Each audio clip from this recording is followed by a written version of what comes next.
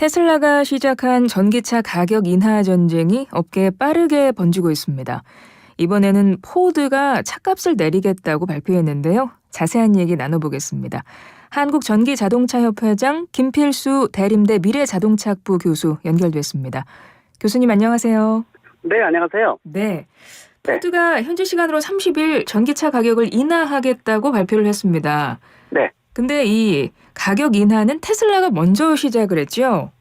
맞습니다. 이 테슬라가 각 국가마다 조금씩은 틀리지만은 대폭 내렸습니다. 최대 20%까지 내리다 보니까 보통 이제 가격 인하하게 되면은 4~5% 정도라고 보고 있는데 20%니까 먼저 산 이 테슬라 구매자들은 난리가 났죠. 네. 또 해당 국가에서는 또 실제로 낮은 가격에 구입할 수 있다라고 해서 아마 각 국가마다 난리가 났고 또 특히 이제 각 제작사들이 비상이 걸렸습니다. 왜냐하면은 경쟁력이 상대적으로 떨어질 수밖에 없거든요. 그 상황에서 말씀하신 대로 포드가 가격을 내렸는데 포드가 이번에 약 8% 정도 내리는 것으로 결정을 했어요. 아마 이게 연쇄 효과가 돼서 다른 이 전기차 제작사들한테 큰 영향을 주지 않을까. 또 소비자들도 굉장히 이 변동폭도 크기 때문에 눈여겨보고 있는 상태라고 볼 수가 있습니다. 네. 포드의 이번 가격 인하 조치가 결국은 테슬라가 먼저 시작한 가격 인하에 대해서 의식한 조치라는 말씀이신 것 같은데요.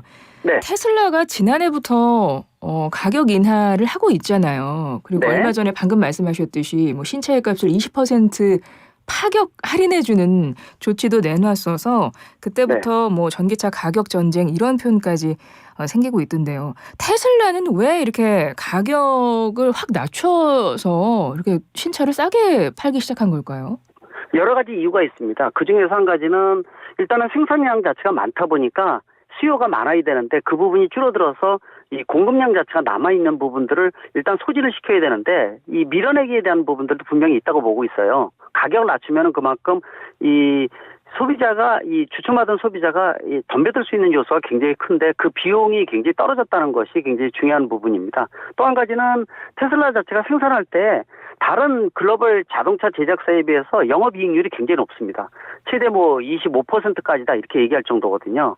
일반적으로 글로벌 자동차 제작사는 5%에서 6% 정도의 영업이익률이면은 괜찮은 기업이고요. 예를 들어서 BMW, 벤츠같이 프리미엄 브랜드만 만드는 기업 같은 경우가 두 자릿수 꿈의 수치라고 얘기하는 10%입니다. 근데 그 정도가 아니라 테슬라는 최대 25%였으니까 20%를 낮추더라도 충분히 경쟁력이 있다라고 해서 주도권을 쥐기 위한 하나의 움직임이다라고 보고 있는데 아마 이 부분들이 동전의 양면이라고 보고 있어요. 아까 말씀드린 대로 기존에 이 테슬라를 탄 소비자들 입장에서는 배반감을 많이 느끼거든요. 그래서 뉴스를 들어보셨는지 이 중국 같은 경우에는 매장에 테슬라 매장에 난입을 해서 다 부시고 난리가 났거든요. 보상을 하라고요. 그 정도로 각 국가마다 가격이 너무 떨어지다 보니까 이전 소비자와 이후의 소비자가 격리가 되면서 그 부분에 대한 부작용이 굉장히 커지고 있는 상황이라고 보고 있습니다.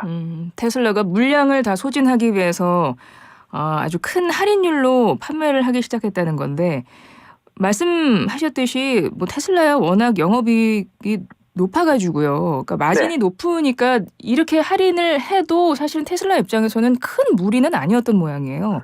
맞습니다. 아까 이 포드가 8%라고 얘기하는 것도 아마 최대한일 거예요. 거의 남는 비용이 없다 이렇게 좀 보고 있는데 왜냐하면 전기차 같은 경우에는 아직은 전기차 전용 플랫폼 전용 공장을 통해서 30~40만 대 생산을 해야지만 흑자 모델로 전환이 되는데 기존의 내연기관차 라인에서 일부 라인을 전기차 라인으로 바꿔서 생산할 때는 효율이 떨어지기 때문에 비용이 상대적으로 높을 수밖에 없어요. 그래서 전기차는 아직 흑자 모델로 본격화되는 기업이 많지가 않기 때문에 포드의 8%도 아마 울먹 겨자 먹기식이 아닌가. 왜냐하면 테슬라가 너무 낮추다 보니까 쏠림 현상이 앞으로 더 미국 시장에서 커진다라는 측면에서 낮춘 건데 이게 연쇄 효과가 생긴다는 거고 다른 낮추지 않은 이 제작사 입장에서는 곤혹스러운 부분이 많은 거죠. 소비자는 결국은 차의 품질과 여러 가지 옵션, 가성비를 보고 하는데 그중에서 자동차의 가격이 큰 차이가 나게 되면은 결국 글로 소비자층이 옮겨갈 수밖에 없기 때문에 그런 여러 가지 우려 사항들도 많아지는 것이 지금 현황이라고 볼 수가 있습니다. 그렇군요. 뭐 테슬라 입장에서는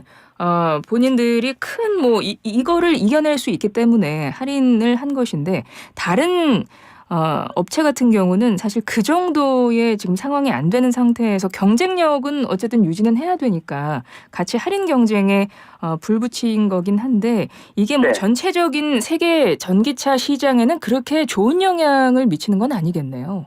별로 좋지는 않습니다. 말씀드린 대로 거의 대부분의 글로벌 제작사가 아직은 내연기관차 중심으로 수익 모델을 극대화하고 있고 전기차는 이제 시작인 부분이 많아서 3, 40만 대 이상의 대량으로 생산하는 전용 공장은 아직까지는 제대로 된 거는 테슬라뿐이 없거든요. 그런 측면에서 영업이익률도 말씀드린 대로 5%, 6%인데 이거 가격을 그 이상으로 만약에 이 할인 가격을 통해서 자동차를 판매한다 그런 얘기는 전혀 남지도 않고 본전 내지는 또 적자를 볼 수밖에 없는 부분들인데 일단은 점유율을 생각하게 되면은 적자가 되더라도 일단은 밀어내이대라는 논리가 성립은 될 수가 있어요. 왜냐하면 그렇게 안 하면은 차가 판매가 안 된다 이렇게 볼 수가 있으니까 아마 이 포드까지 가세를 했기 때문에 다른 글로벌 제작사들도 가격은 조금씩 낮추는 계기가 되지 않을까. 물론 이제 코로나로 인해서 차가 공급량이 부족하다 보고 또 자동차에 대한 재료값, 특히 배터리 원자재 가격이 올라가면서 최근에 자동차의 가격이 많이 올라간 건 사실입니다.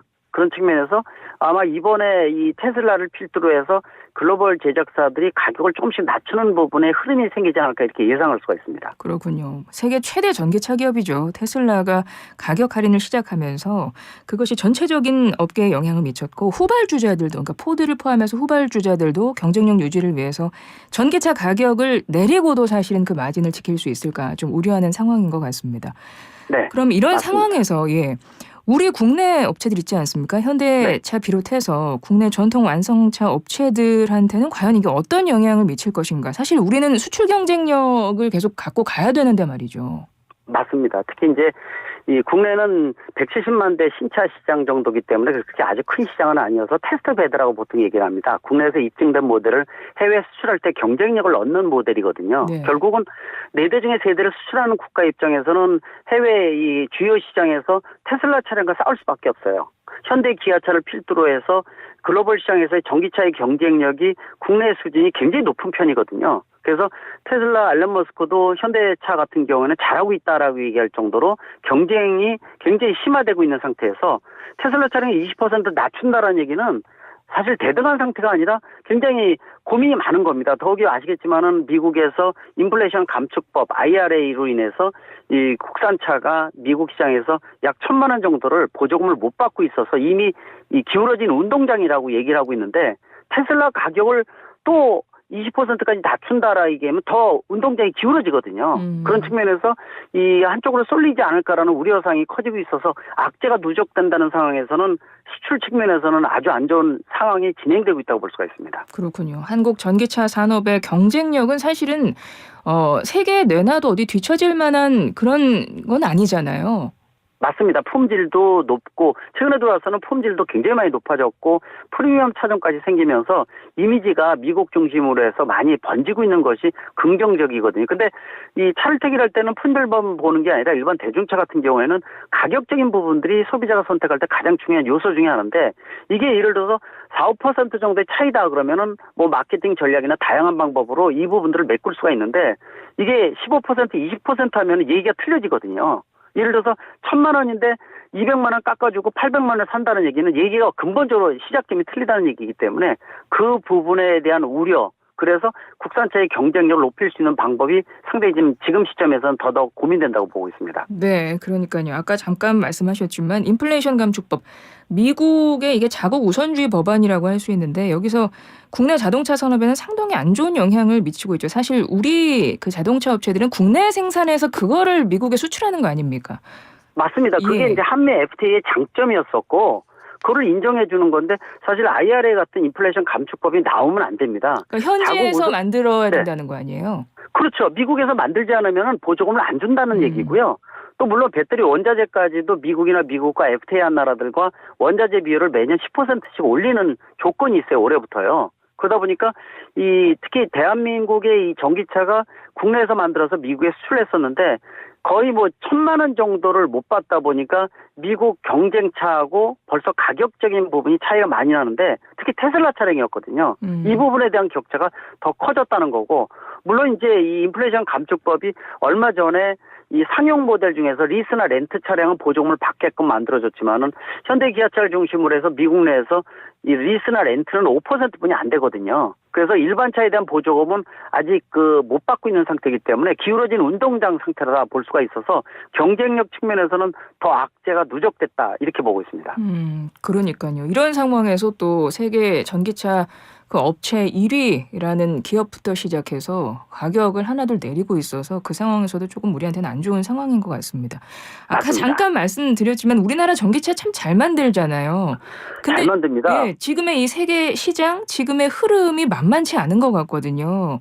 악재가 많죠. 지금 말씀드린 인플레이션 감축법뿐만이 아니라 또 중국 시장도 현대기아차가 1%대로 많이 떨어졌고요. 또 우크라이나 전쟁으로 러시아 공장도 가동을 못하고 있고 또 미국과 유럽이 물론 현대기아차를 중심으로 해서 두 자릿수, 미국은 10%, 유럽은 11%까지 점유율을 올린 거. 작년에는 사업을 굉장히 잘한 편이에요. 근데 동남아 등 이런 악재, 국제적인 악재가 굉장히 많아지고 있고 특히 이제 긴축 정책, 경기가 악화되면서 고금리라든지 이런 부분들은 차에 대한 신차 구입 요건을 떨어뜨린 요소들이 많이 있어서 이런 외적인 요소를 어떻게 극복하느냐가 중요한 관점이 됐다고 보고 있어서 이거는 제작사만의 문제가 아니라 이 국내 정부라든지 산학연구원의 노력이 필요한 시점이라고 분명히 말씀드릴 수가 있습니다. 그러네요. 우리나라 자동차 업계는 수출 지향 산업이기 때문에 정말 전략을 잘 짜고 대비책을 마련해야 될 것 같습니다.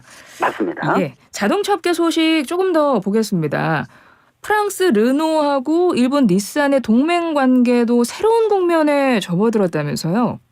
맞습니다. 이 르노 하게 되면은 사실 전기차에 대해서 그렇게 자리매김을 제대로 못하고 있고 닛산 같은 경우에는 초기에 1세대 모델 리프 같은 경우로 해서 부각이 많이 됐던 기업이에요.